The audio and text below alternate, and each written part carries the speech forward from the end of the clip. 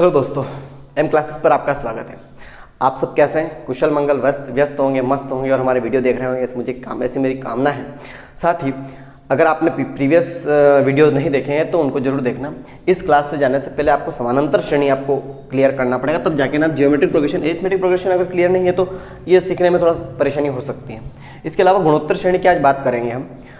गुणोत्तर श्रेणी और समांतर श्रेणी में डिफरेंस क्या होता है मैं पहले आपको वो बता देता हूँ। अपनों ने अरिथमेटिक प्रोग्रेशन जो पढ़ी थी वो इस तरीके से थी कि 3, 6, 9, 12 इस तरीके से। वहाँ पर जो इनका कॉमन डिफरेंस था, कॉमन डिफरेंस मतलब 2 टर्म में कॉमन डिफरेंस इसमें वो सेम था। कॉमन डिफरेंस हमेशा सेम होता है।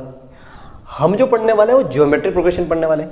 ज्योमेट्रिक मतलब गुणोत्तर नाम से स्पष्ट हो रहा है यहाँ पर कि गुणे में होगी, जैसे कि 3, 6, 12, 24, 48 इस तरीके से आगे भी। मतलब आप देखेंगे 3 का मल्टीपल है 6 का मल्टीपल है 12 का मल्टीपल 24 का मल्टीपल है 48 इस तरीके से कोई सीरीज है। वहाँ पर कॉमन डिफरेंस सेम होता था, यहाँ पर कॉमन रेशो सेम होता है। यहाँ पर रेशो सेम होता है, जैसे कि 6 और 3 में जो रेशो है वो 1:1 है ना।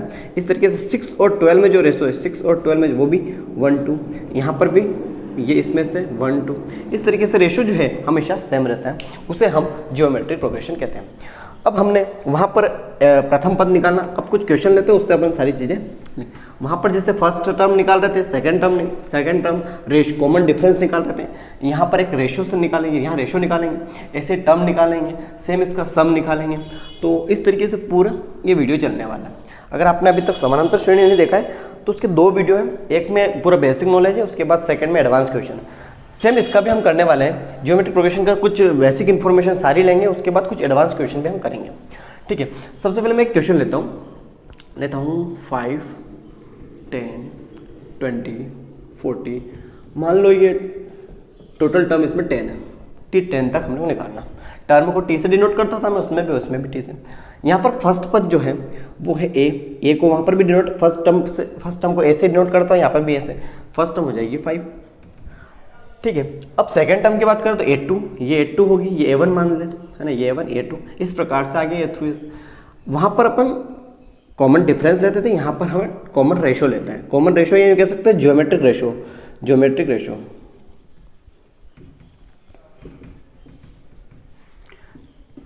ज्योमेट्रिक रेशो को हम R से डिनोट करते हैं, स्मॉल r से डिनोट करेंगे, और ये होगा A2 डिवाइडेड बाय A1, जिसे हम कह सकते हैं कि 10 डिवाइडेड बाय 5, 10:5। ठीक है, तो ये जो हो जाएगा ये हो जाएगा 2। यहाँ से जो R की वैल्यू आई वो आई 2। अब हम निकालते हैं T पद मतलब टर्म कैसे निकालते हैं, जैसे कि n टर्म मुझे निकालनी, यहाँ पर तो क्या 10 टर्म निकालनी मुझे, लेकिन अगर n टर्म निकालनी तो n टर्म का जो फॉर्मूला होगा वो होगा r⁻n−1, ये होगा इसका फार्मूला। अब जैसे हम इस क्वेश्चन को सॉल्व करके देखते हैं, 10 टर्म निकाल कर देखते हैं, तो T10 जो होगा वो इस तरीके से होगा कि a क्या है 2, सॉरी a2 है क्या, नहीं a 5 है, और r जो है 2 है, रेशो 2 है, तो 2 की पावर n-1, 10-1 मतलब कि यहाँ हो जाएगा 9, 10-1। तो अब 5 इंटू 2 की पावर 9 होता है 512, यहाँ से हो जाएगा 25, 12×5 60। ठीक है, इस तरीके से अपना आंसर आ जाएगा। 10 नंबर की टर्म अपन निकाल सकते हैं। सेम और क्या फार्मूला हो सकता है, अपने को सम पूछा सकता है, सम ऑफ n टर्म। तो सम ऑफ n टर्म के लिए क्या करेंगे अपन, यहीं पे लिख देता हूँ मैं formula, sum of n term निकालना। उसके लिए क्या करते हैं, उसके लिए चलो इसको पूरा ही डिटेल में, चलो एक काम करते हैं, इसी में लिख देते हैं। हाँ ठीक है, इसमें लिख देते हैं। ये हो जाएगा a r⁻n-1/r-1। अब ये कब होता है इसकी पूरी जानकारी अपन लेते हैं। ये कब होता है, ये फार्मूला होता है सभी किताबों में, ऐसा हर बुक में ऐसा लिखा होता है कि इफ़ ऐसा करके लिखा होता है कि r जो है ग्रेटर देन 1 हो, तब ऐसा होता है। लेकिन ऐसा नहीं, अगर छोटा हुआ तो यहाँ पर माइनस की वैल्यू आ जाएगी, ऊपर भी माइनस की वैल्यू आ जाएगी, माइनस से माइनस कट जाएगा। इस तरीके से जो वैल्यू आएगी अकॉर्डिंग टू जो आपके ऑप्शन में मिल जाएंगे, आंसर आपको आसानी से मिल जाएगा, और वो भी सॉल्यूशन सही होगा। अगर इसमें r अगर बड़ा है छोटा हुआ तो कोई प्रॉब्लम नहीं आएगी, मुझे ऐसा लगता है। ठीक है, फिर भी एक और फॉर्मूला किस तरीके से, आप जब r लिखा ही है तो r छोटा है बड़ा, इसमें लिख देते हैं r छोटा है 1 से। अगर r जो है छोटा है 1 से, तो क्या हो जाएगा S N equals to A 1 minus R to the power N divided by 1 minus R. तो चलो इसको सॉल्व करके देखते हैं, है ना। इसको किस तरीके से ये क्वेश्चन होगा, इसको मैं मिटा देता हूँ, आप स्क्रीनशॉट ले लेना ताकि ध्यान में रहे कि अपन ने क्या किया था। ठीक है, इसको करते हैं अपन एस एन लगा कर देखते हैं। ठीक है, ये जियोमेट्रिक रेशियो जो है आर निकाल रखा है। अब एस एन निकालना है, सम ऑफ 10 टर्म निकालना है। ठीक है, तो ए की जगह हम लिखेंगे फर्स्ट टर्म 5 इंटू में आर की पावर एन मतलब 2 की पावर यहाँ पर कितनी हो जाएगी 2 की पावर एन मतलब 2 की पावर 10 माइनस में 1 डिवाइडेड बाय 2 सॉरी रेशियो, हाँ 2 माइनस 1।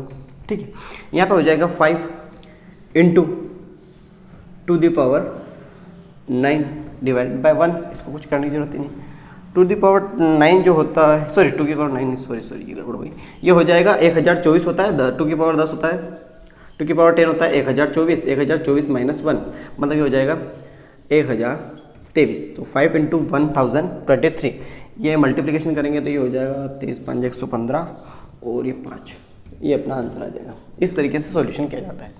तो आपने जाना है कि ज्योमेट्रिक प्रोग्रेशन में किस तरीके से पद निकाला जाता है, किस प्रकार से सम निकाला जाता है, ये सारी इन्फॉर्मेशन है। अब हम थोड़े क्वेश्चन करते हैं किस प्रकार के क्वेश्चन आ सकते हैं। ठीक है, तो क्वेश्चन कुछ इस प्रकार से आता है, इसमें कुछ वर्डिंग भी होती है, वर्डिंग में आपको समझना होता है कि क्या बोल रहा है, किस तरीके से क्वेश्चन होता है, इस तरीके से क्वेश्चन होता है। The 7th term of a GP is 8 times of the 4th term, है ना।